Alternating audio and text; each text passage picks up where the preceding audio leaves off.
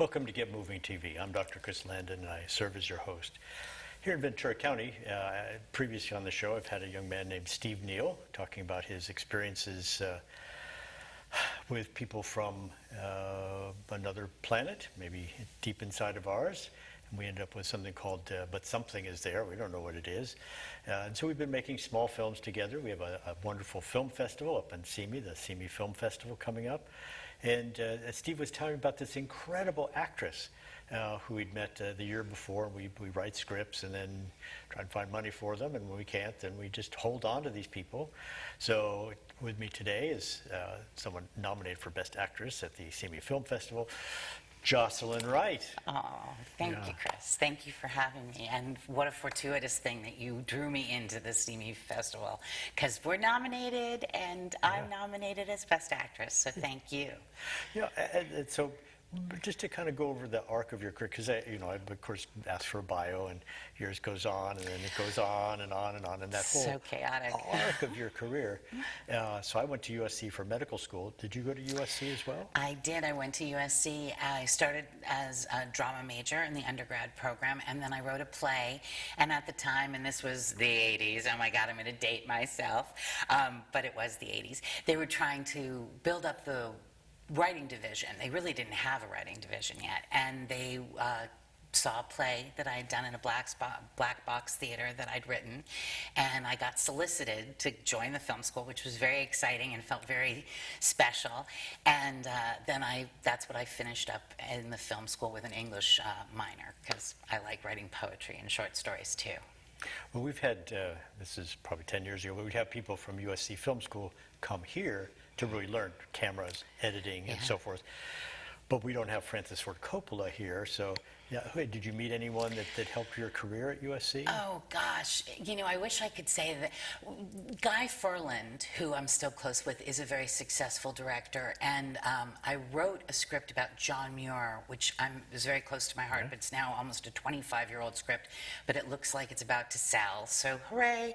But it's about the environment with a young man that I met at USC, and he was my writing partner on that project, and we've remained friends, but he's a landscape architect. I think so many people in the film school, because the film industry is very challenging and a little chaotic. You're working, then you're not working, you're sort of thrown and swept up into production, which consumes everything, and then you're unemployed, and it's like you're having a wrap party and you're celebrating that you're going to see each other on the unemployment line the next day or whatever.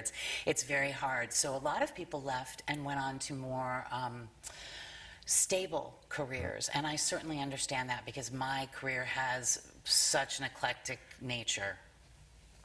Well, it did, so my friend Peter Fox, who is the wandering minister on the Waltons, and then he ended up with the Pasadena Playhouse, and the only time he looked healthy was in between, because he'd get a tan. Yeah. Finally, he'd be And get inside. some sleep. Yes. I mean, you don't even, when I worked on a series called The Closer, which was probably my longest gig, and it was 7 years. And we started every Monday morning at about 4:30 in the morning, and then by the end of the week, we slipped into what they called Fraturday, which is a Friday, they bring you in so late, and then you work until like 4 in the morning on Saturday. And then I worked on Sundays with the lead actress on preparation for her part. So I was working so many hours, and I looked like hell. My whole immune system went to hell, but I loved it. I loved being part of the camaraderie of the set, and getting to have an impact on the audience at that level is very privileged to do. Well, so as you're aiming towards this impact on the audience, tell me about that. Oh, well, that is the real, it's funny. I have never cared as much about making money as I have about influencing ideas and belief systems. I feel that storytellers have such power over the mind and the shaping of the soul. I felt that myself as a child, being shaped by the art that I consumed. I feel there's so much toxic and dangerous art now being consumed, and our culture is mirroring back some of this malevolence and contempt that has a great power base. It's wonderful to tell someone off or cut their head off. And video games, I think, even enhance that more. I did voiceover work for early video games, and I was stunned by how if you reduce it to violence and sex, you could have 20 million scenarios and they'll never be bored. And I want to create things that are uplifting. That sounds like I'm, going to be doing a holy roller thing, but I mean truly complicatedly uplifting, where not shying away from how difficult things are, but finding good ways to overcome or to accept, and telling stories that are about that, so people have a template for those experiences. Well, so previously I've talked about using your powers for good, not evil. So tell me about your powers. Well, the power for good that storytelling has is amazing. And I mean, you're doing it here because you're sharing life stories that have meaning and uplift, in the sense of giving people a potential opportunity for something other. I think we have something like 30 projects a year that come out about mobsters, and maybe 5. I grew up in Little Italy in Greenwich Village, and even there was only maybe 20% of the population was mobsters. So all these people get left out of the narrative. Not only do I want to tell powerful women's stories, I want to tell stories about the environment. I want to tell stories about how immigrants bring back to America the best identity of ourselves, how they mirror to us the best that we have, and so exalt and lift us up, and that's a good thing. We need that. And I want to tell powerful stories that make people feel good and powerful in their own lives. Yeah, and I think we lose that. I go down to Peru and work down there with Father Joe, who's graduated from Notre Dame and had a degree in Spanish. And he goes, I wonder what I should be when I grow up. And Father Hester said, you should give to the poor, and meaning Notre Dame. But so poor. Yeah, so Mother Teresa just won the Nobel Prize, Right. And so he went and worked in Harlem, and then he worked in Tijuana, and then the Vatican, and the like. And so being with him, the simplicity of the people in Peru, they have nothing. Yeah. He said, gracias, thank you, has some real meaning here. It does. So they may not have anything to give you, but gracias. So how do you get your thank yous and keep yourself going? Well, it's interesting you say that, because I think people who need the most, and have the least, are often the ones who give the most. I recently just did a project that is a short film that's about brain injury, and I have a couple of projects that relate to brain injury, because I think it's such a terrible thing that happens to people, and our understanding of neurodivergence is so limited. And I think stories, especially geared towards children, that say, that person's behaving in a certain way, maybe they have a brain injury, instead of stigmatizing them or hating them, then they become helpers. And so stories that teach people how to accept other people's differences. And I really believe that if we took every day as an opportunity to be kind, our world would shift immediately. It would be like if in a moment we said, how could I be kind? I'll let the person merge. I'll help the person who's struggling with their packages. I think our world would shift immediately, and I think art can lead us by the hand into that direction more than anything. So your art includes, I think, costuming. Yes, that was a subsistence thing in a way, but it became a great life for me for a while. When I was in film school, my father decided that, he wasn't going to support my gypsy lifestyle, or whatever, I should say Romany lifestyle, although at the time he would have said gypsy.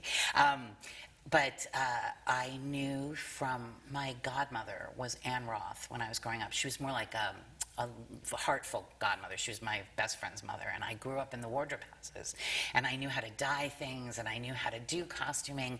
And while I was in film school, which was expensive, I started working on music videos, and then I ran a dyeing and distressing business, which just sounds so weird. Back in the day, they couldn't really film white, so you had to tech everything, and I created my own special tech. Instead of a sepia yellowy tea, I did this bluey gray steel, and it was much better, and Much I better. became really popular and made a lot of money doing that and helped put myself through film school. And then I had a costuming career as I was coming out of film school. I also came out with a script that was about the issue of choice and addiction in America and the polarization of right and left politics. And I thought I was going to be the female John Singleton, and then the industry was like, haha, we don't want a female John Singleton. So I was lucky to have a really wonderful, varied costume career. I worked with Helen Mirren, I worked with Sean Penn. Helen won her first Golden Globe and her biggest attention in America for Losing Chase, which I designed, and I actually dyed the clothes so she would sort of disappear into the furniture, and then used bold colors when she wasn't depressed. So themes and storytelling in clothing, it tells a lot. It's amazing what clothing conveys in a story, and I loved telling stories for quite a while with clothing. And so I'm sure your own closet only has one or two dresses. Oh my God, it's so shameful. I actually own 3 crowns. That's where I'm at. I mean, I have so many clothes and shoes, and it's crazy. I moved and I got rid of some things, and I bequested some to a costume house that I love that's called the Palace Costume House on Fairfax, and it's just the most magical place. And I gave some of the things there. But yes, I collect in a way that's just crazy. And I have ridiculous amounts of jewelry and hats, and it's an addiction, actually. It's like, it's terrible. My wife was a dresser, and when she passed, I brought everything down to the local thrift store, and then I could see her walking around the town. Oh It my was really- God, and the joy you brought people. Yeah. The magical, like, to find something special and beautiful and then get to wear it. That was a lovely thing to do. Others should go on. So in film school, then you learned directing as well? Yes, and I've directed. In dramaturging is almost like personal direction, and it's an interesting equation because I'm subordinate to the director, of course. You know, there's a big hierarchy on sets, and for students especially, it's very important to understand that. My sister was a costume designer. It was a legacy issue in family, and she did the Terminator, and I was like a trailer dog for her on the Terminator. I was 18. I did all the shredding of the clothes for the futuristic thing and dyed everything. But you also had to put up with the fact that James Cameron, even then, was a very angry man on the set, and he screamed at me once about a prop, and I stood there and just let him scream in my face. And then I said, you know, thank you, Mr. Cameron, I will let the prop department know that because you don't want to be the person, you're not insubordinate on a set. It's a very complicated status hierarchy. And so I learned directing, and I love directing. I think I like writing better, though, and I like acting better. Directing, I don't want to tell other people what to do a lot of the time, even though I have an opinion on what everyone else should be doing. I don't necessarily want to be the person who's like, meh, meh, meh, meh. But with dramaturging, I posit it. That's what I always say. I never tell an actor what to do. I'll say, think about how, and imagine this, or if it's a 1,500-page script, which is what I'm often dealing with because I'm brought into series when, you know, you give a lead actor an amazing part, but they're in every scene. And how are they going to prepare? So I have tricks for memorization and how to connect ideas and bring forward things, and that's kind of directorial, but it's more inspiring. And I always say, if it's helpful, great, use it. If it's not, it's garbage. I have no ego investment. It's only if it helps the actor get there. Well, now, have you done voiceover for cartoons and I the like? have. I wish I was doing more of that. My voiceover agent just retired, so I'm so upset. But I'll get a new one. But yes, that's a marketplace I think is fascinating. I love doing accents, and I love doing that kind of work. I wish I had more of it, because that is a great place. Especially as an actor, you can disappear. That's what I love about playing the nun. I played a nun in a series of a play called The Late Night Catechism, and that had originated in Second City in Chicago, where I had been. And then doing that, I out in the world realized all these people were hungry for nuns. And the Late Night Catechism nun is more of a grumpier nun in certain ways and more chastising. And I came up with Sister Judy as something I wanted to do that brought music and poetry and art.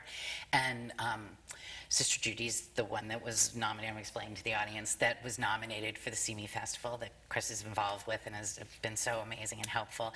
And that is a potential series. I want it to be a series, and it would have sort of what Glee has in the sense of music and art and bringing the kids together, but it also has this sort of complicated religious idea of like, what are we doing as Christians? If you really believe, how do you put that in action? How do you do the good in the world? And atheists can be incredibly upstandingly moral without the fear of hell and the promise of heaven. They're out there doing the good thing every day. Where do we as thinking Christians find our own path to true goodness, not righteousness, which is a divergent, path? And so those are concepts that interest me. And I loved being the nun because I could just disappear into the habit. And it was like a superhero outfit. There's nothing, like it's an amazing power outfit.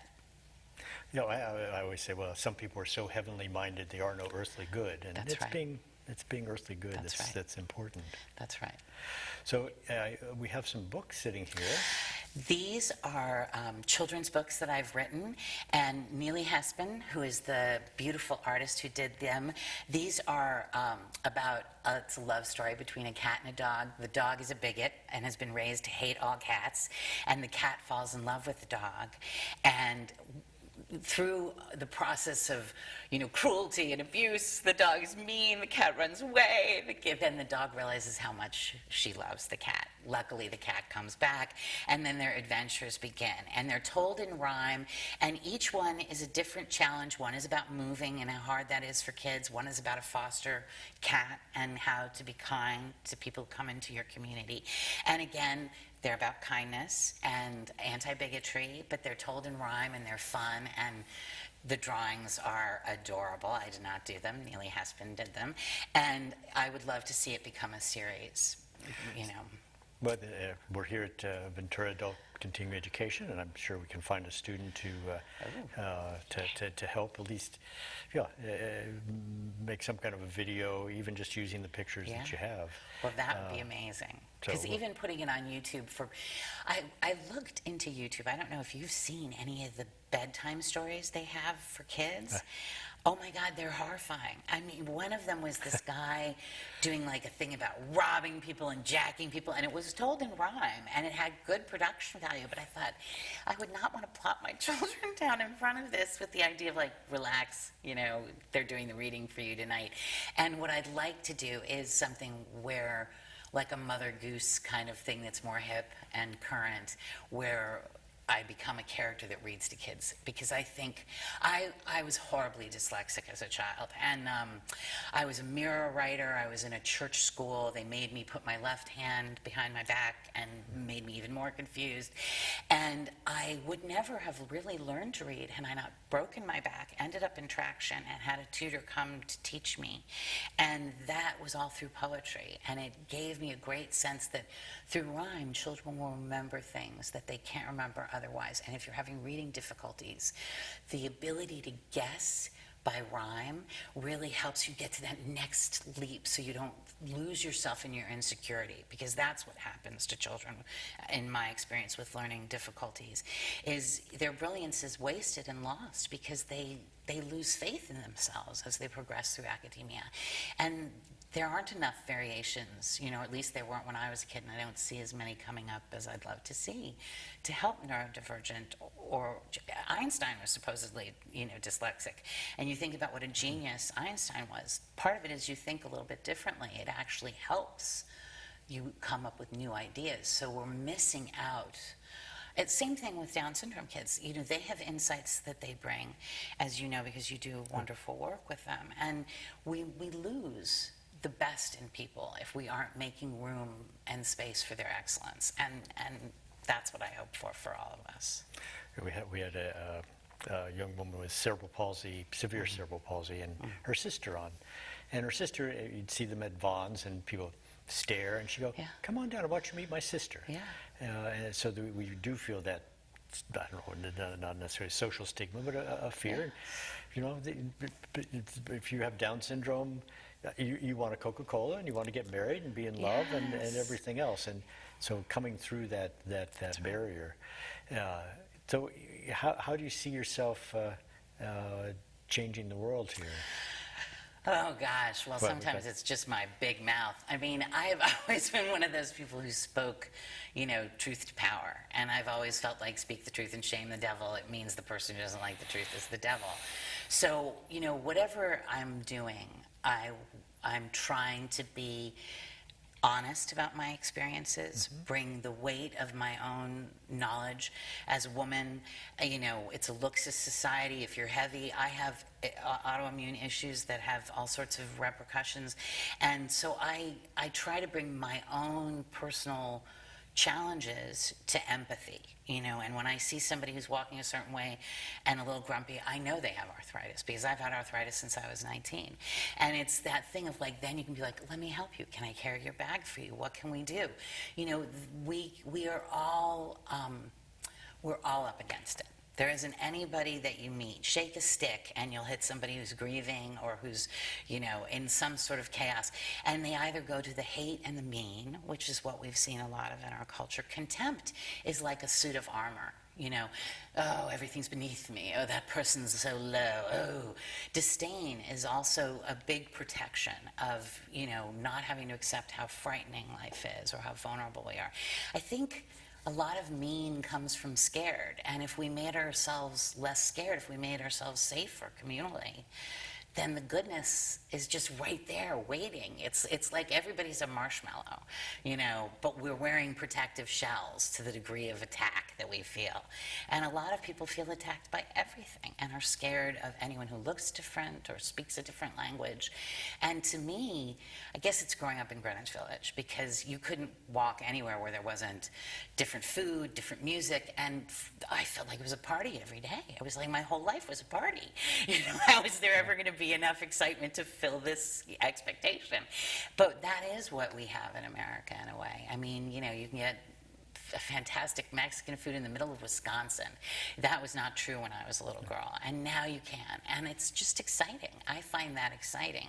And for the people who are afraid of that, I can't help but feel like if they ate some more good Mexican food and watched a really good Mexican movie, or a great Spanish film, because all the different, Latin America has so many different cultural variances. I was in Venezuela for a while, very different. Now Venezuela is such a tragic mess. It was wonderful in the 80s. It was a boom town. That's that thing that maybe that's what we're all afraid of. We're afraid we'll be, spending money the way that Germany was in the 30s with like wheelbarrows of cash to get some bread. Maybe that fear is promoting a lot of this hate.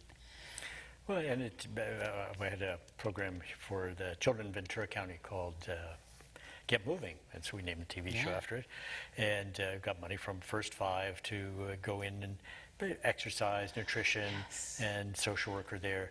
And I'm in the parts of Oxnard where there used to be barbed wire to keep the farm workers in. And I'd worked in prisons doing music therapy at one point. And there's a man there, dark glasses on. I recognized the prison that made the jacket he was wearing. And he looked at me, took the jump rope out of my hands, and started jumping rope. And see, that's the sweetness. The sweetness is waiting for the opportunity to be sweet. And that's that thing. You're creating that right here and what you're doing. I mean, and again, it's as simple. I feel like we're even seeing, in the political sweep of what's going on, one of the shifts we're seeing is more joy. And I think joy is an intrinsic part of what the Constitution says is happiness. For a reason, it's radical. It's radical to pick to be happy. It's radical to want others to be happy. It shouldn't be. It should be the most common thing, but whatever that competitive, and you go to African tribes, they're not like that. They share their food. They would never, grab all the oranges off the plate. Everybody gets one. you know. I was just in Thailand and had to learn to eat like a Thai. I mean, I've got 5 dishes there. Ooh, it's Thanksgiving. I just pile and everybody at the table is thinking, what a barbarian. What's wrong with you? You take a small amount, you have no knife, you use your spoon to cut, your fork to put the noodles gently in, and once you've tasted everything, everybody else gets to eat. So it's a much more, and longer meals and civilized time. I spend time trying to teach children to chew their food. Oh my God. The Carmelite nuns, vow of silence, every bite is 100 times, and that's your parasympathetics are there in 20 seconds of conversation about the family, and I feel like the Ritz-Carlton has a lot to teach us in terms of just kindness and bringing the room. And, that's true. Yeah, well, I was very privileged growing up, and I was not aware of it until later on, of course, as children often are. But my theory was when I'd gone to country clubs, and I had this, and I had private school and ballet, and I thought, well, everyone should have that. I was just like, my feeling wasn't, I should get more. It was like everyone should have this. Everyone should have that kind of, especially because of having dyslexia. I don't know what would have happened to me in a public school system because of the amount of children. When I broke my back, I was at Grace Church School in New York, and they were concerned about me because it was my church as well, and they sent me a tutor to the hospital, and it helped me get over my dyslexia. So the special love up that we reserve as an idea of it's a spa day, it should be for everyone. That we should all have spa day life experience, country club life experience, because everybody's precious and everybody's valuable. And it's interesting, as we have more difficulty having children, although now whether we have children or not, every child should be so precious to us. Every child should be seen as a cause for celebration, and let's make a bubble of safety and opportunity and health around them. And that mindset is what will make us great. That will take us to the next level more than anything. Well, Jocelyn, this has been a very quick 28 minutes here. Oh, you're a delight. I just adore you. So, Ventura, I don't know if you've listened to everything that she's had to say here, so be kind, take good care of your children. We need everyone to have a good experience, maybe not country clubs, but just a good experience in life. But also that the arc of life is long, and we end up in different arcs, and we find our hidden skills. We find what makes us joy and helps to bring joy to others. So be kind, and Ventura, it's time for you to pay attention and get moving.